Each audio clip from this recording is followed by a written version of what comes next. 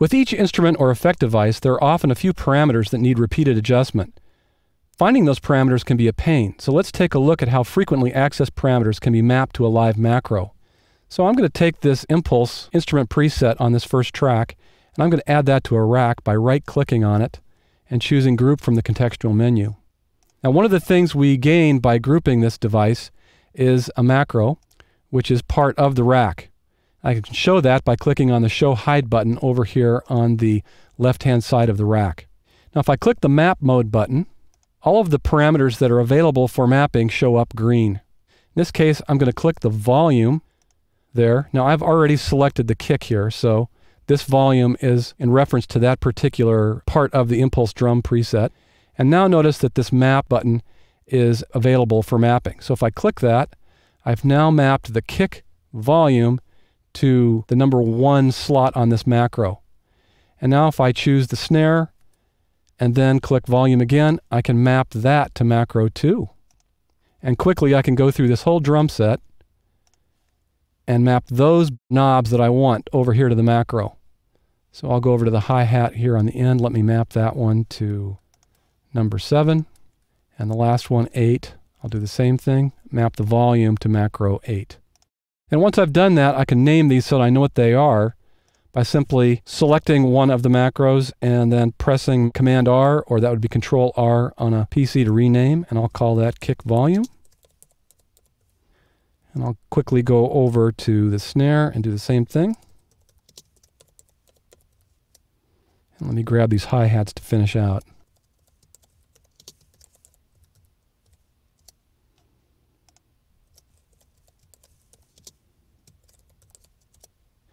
Okay, and when I leave map mode, by clicking the map mode button, I now have control over those. Now, if you have a device like the APC40 or another controller that offers instant mapping, if I select this rack, those macros that I just assigned instantly map to that device. So you can see that I've already got control over those.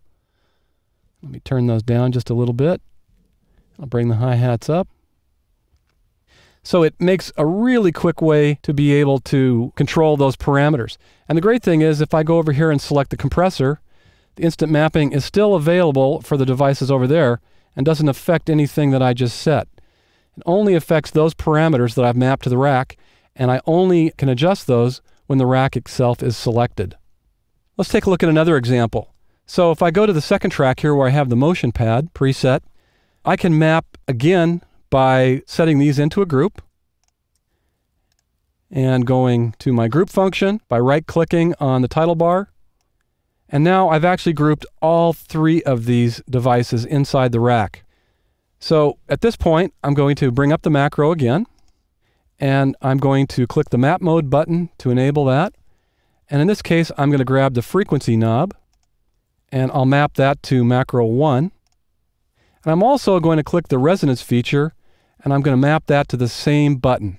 So I've got 2 of those set to the same thing.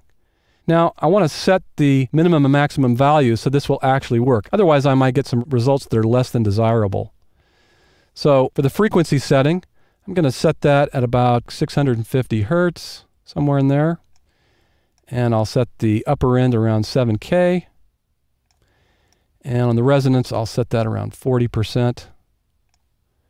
And the top end around 60%. And then I'll disable map mode by clicking the map mode button. And now I can click that and rename that. Command R again, or Control R on a PC, and I'm going to call that filter sweep. And now when I move that number 1 knob on my controller, we'll see that I've got control of that, but it's constrained to those minimum maximum values. Now, because these other devices are part of this rack, I can also choose a parameter from there that I might find useful. So some other things that you might do here is the overall volume of this pad might be useful. So let me go back into map mode. I'll select volume. I'm going to click macro 2. Set that there. Let me go out of map mode so I can move over here. And I'm going to minimize this pad by double-clicking on the title bar. That way I can see a little bit more detail here. And I'm going to go back into map mode. And let's set the total amount here. And I'll map that to macro 3. And then on the warm tube setting, I'll set the dry wet amount to macro 4. And I'll leave map mode. And then I'll rename those so I know what they are.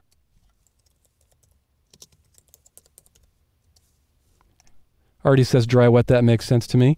But now if I go up to my controller, I can move 2. I get the volume of that particular preset, and the slow amount's controlling how wide that panning is going on, and dry wet is controlling this warm tube. So I'm actually controlling 3 different devices from the same macro. Let's check that out, and I'll do that while this is playing so we can hear what it sounds like.